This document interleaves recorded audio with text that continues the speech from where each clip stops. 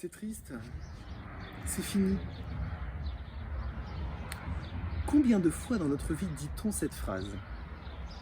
Et combien de fois nous arrive-t-il de ressentir un soulagement ou de la tristesse en lien avec cette fin? Qu'y a-t-il exactement derrière ce mot et comment peut-on le percevoir? Nombreuses sont les choses, les événements qui naissent et qui se terminent dans la vie. Par exemple, un objet a un début, sa création, sa commercialisation, son achat, son utilisation, puis une fin. Sa durée de vie est limitée. Aussi, même s'il peut nous être cher de par son origine, que ce soit familiale ou sentimentale, à un moment donné, on fait face à une forme de fin.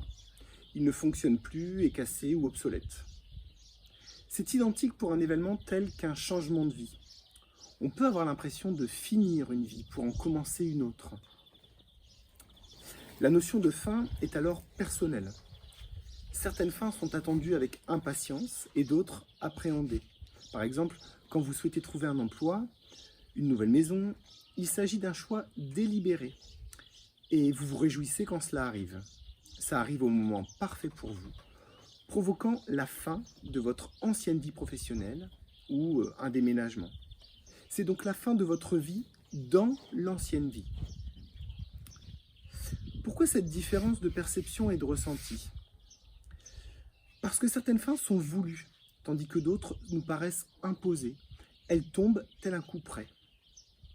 Une force supérieure paraît alors intervenir. Quand d'un coup vous perdez un emploi, quand vous devez quitter votre logement faute de moyens ou encore quand votre conjoint ou votre conjointe décide de partir et de vous quitter, il n'est pas impossible que vous ayez fait des choix qui aient engendré cela. Pour autant, cette fin peut vous paraître douloureuse et injuste.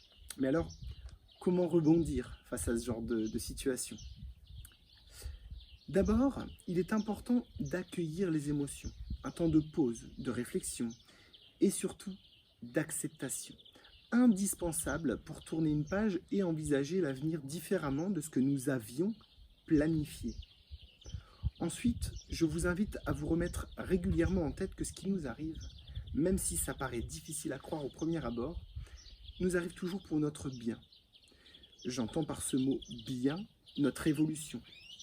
En effet, n'oublions pas que nous sommes venus faire évoluer, faire grandir notre âme. Et qu'en cela, cette personne en qui nous avions mis tous nos espoirs, tout notre amour, et sans qui nous ne voulons pas imaginer notre vie, n'était finalement peut-être pas la plus parfaite pour nous.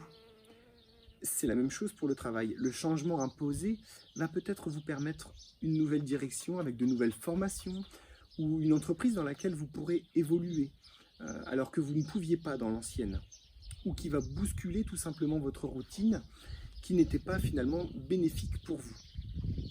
L'exemple de la maison sera le même.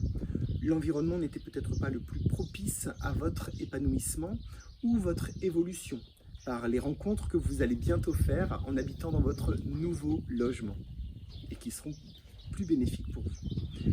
Rien n'est permanent et se répéter souvent dans les bons ou les moments plus délicats la phrase « ça ne durera pas » permet, quand c'est agréable, de se dire qu'il faut en profiter pleinement et quand ça l'est moins, que cela va passer et que derrière cette période, cette épreuve traversée, le soleil et plus de légèreté, voire la concrétisation enfin de vos souhaits va se produire.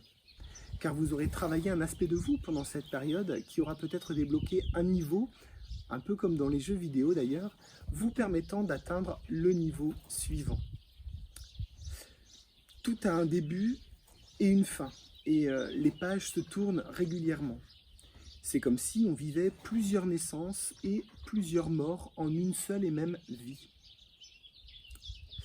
Cette vidéo touche elle-même à sa fin, signifiant d'ailleurs qu'une prochaine naîtra sous peu.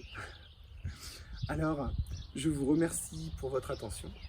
Si vous avez apprécié cette vidéo, n'hésitez pas à cliquer tout de suite sur j'aime, partagez-la surtout, abonnez-vous également à ma chaîne YouTube afin de recevoir les futures vidéos.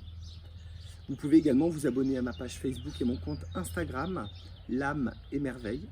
Et si vous voulez me connaître davantage, eh bien rendez-vous sur mon site internet www.lameetmerveille.wordpress.com dont vous trouverez l'adresse en dessous de cette vidéo.